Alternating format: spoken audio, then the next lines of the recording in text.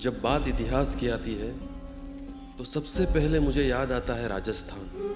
क्या लड़े थे वहाँ के लोग, कैसे राजा थे जो कभी सरेंडर नाम की चीज ही नहीं जानते थे, जिन्होंने कभी हथियार नहीं डाले। मर जाए तो मर जाए लेकिन लड़ेंगे। वहाँ का एक एक गांव लड़ा है, एक एक गांव की कहानियां हैं। एक गांव में तुर्कों की सेना आई, सेना ने कहा मंदिर तोड़ेंगे। 27 लोग इकट्ठा हो गए गांव के सामने, 300 की सेना थी, लड़ गए 27 के 27। 27 ने 70 को मारा, बाकी सब भाग खड़े हुए उनको देखकर, लेकिन मंदिर नहीं तोड़ने दिया, मंदिर नहीं तोड़ने दिया। एक गांव से तुर्कों की सेना जा रही थी, पता चला उन्होंने खाने के लिए गाय को काट दिया। 10 लड़के इकट्ठा हुए, सामने 70 लोग थे, लड़ गए 10 के 10, मर गए लड़ते लड़ते। 10 ने 22 को मारा, बाकी सब देख के भाग खड़े हुए, लेकिन गाय नहीं काटने दी, गाय नहीं काटने देंगे। ऐसी तो हर एक गांव की कहानियां हैं। हमें कौन बताएगा हमारा स्वर्णिम इतिहास? वो तो जेम्स टोड नाम का एक अंग्रेज आया, वो गांव गांव गया, उसने कहानियां सुनी और उसने कहा कि भाई ये कहानियां तो दुनिया को पता चलनी चाहिए कि ऐसे कैसे लोग हैं यहाँ पर कि जिनको मरने का डर नहीं। तो उसने राजस्थान के इतिहास के ऊपर कहानियां लिखी, तब जाके पता चला कि हमारा स्वर्णिम इतिहास क्या है। एक समय था हमारे यहाँ 700 से 1200 के बीच का, जब राजस्थान में 18 साल के लड़के नहीं बचे थे, लड़ रहे सबके सबके दुश्मन को देश में घुसने नहीं देंगे। 1192 में राजस्थान के लोग लड़ाई हार गए।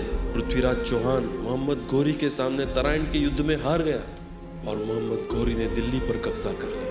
मगर सोचने की बात यह है कि 700 से 1200 के बीच इन 500 सालों में उन्होंने दुश्मन को एक इंच नहीं बढ़ने दिया। जैसे ही तराइन का युद्ध हारे, उन्होंने दिल्ली पे कब्जा कर लिया। अगले 100 साल में तो वो तमिलनाडु तक पहुंच गए। और तब मुझे सबसे ज्यादा गर्व तो उन महिलाओं पे होता है कि जब 18 साल के ऊपर के लोग नहीं बचे थे, कि पीढ़ी की पीढ़ी खत्म हो जा रही है, सारे के सारे लोग लड़ने के लिए जा रहे हैं। किसी ने लड़ाई में अपने पति को खोया है, किसी ने लड़ाई में अपने बेटे को खोया है, किसी ने लड़ाई में अपने भाई को खोया है, फिर भी अपने 5 साल के बेटे को कह रहे हैं कि बेटा जल्दी से बड़ा हो जा, लड़ने जाना है दुश्मनों के साथ। कितनी बहादुर रही होगी ये महिलाएं। ऐसी वीरांगनाएं पूरी दुनिया में नहीं मिलेगी। ऐसे पुरुष मिल सकते हैं कहीं पर दुनिया में आपको, लेकिन ऐसी वीरांगनाएं भारत के सिवा कहीं नहीं मिल सकती। एक पत्नी अपने पति से कह रही है कि मैं घर संभाल लूंगी, तुम्हारे माँ बाप को संभाल लूंगी, तुम्हारे बच्चों को संभाल लूंगी, तुम्हारे खेत खलियान सब संभाल लूंगी, तुम लड़ते हुए मर जाना, लेकिन दुश्मन को पैर मत रखने देना हमारी। एक माँ अपने बेटे से कह रही है कि बेटा मर जाना लड़ते लड़ते, लेकिन दुश्मन को मत आने देना। एक बहन अपने भाई से कह रही है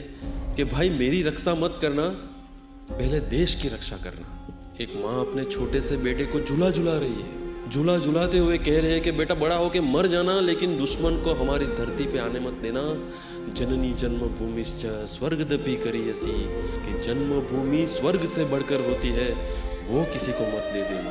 आज कोई भी छोटा मोटा सेलिब्रिटी बन जाता है और बोलने लग जाता है अरे उनको जौहर नहीं करना चाहिए था, ये तो कायरता की निशानी है। उनको मैं कहना चाहता हूँ कि हमारे भारत के संविधान में 21वें आर्टिकल में लिखा है कि लाइफ इज अ ऑनर, कि हमारा जीवन गरिमा युक्त होना चाहिए। अरे कभी सोच के देखो कि जौहर क्यों किया था उन्होंने?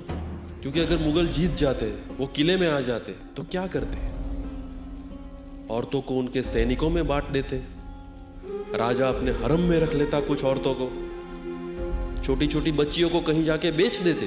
कि इन राजपूत नारियों का आत्मसम्मान और आत्मगौरव इतना बड़ा था, उनको पता था कि अगर वो आत्महत्या करती तो उनके शरीर के साथ दुर्व्यवहार किया जाता, इसलिए उन्होंने जौहर किया। झोंक दिया अपने आप को आग में और हो गई विलीन पंच तत्वों में, लेकिन इन दरिंदों को अपने शरीर का अपमान नहीं करने देंगे। ये था पवित्र जौहर।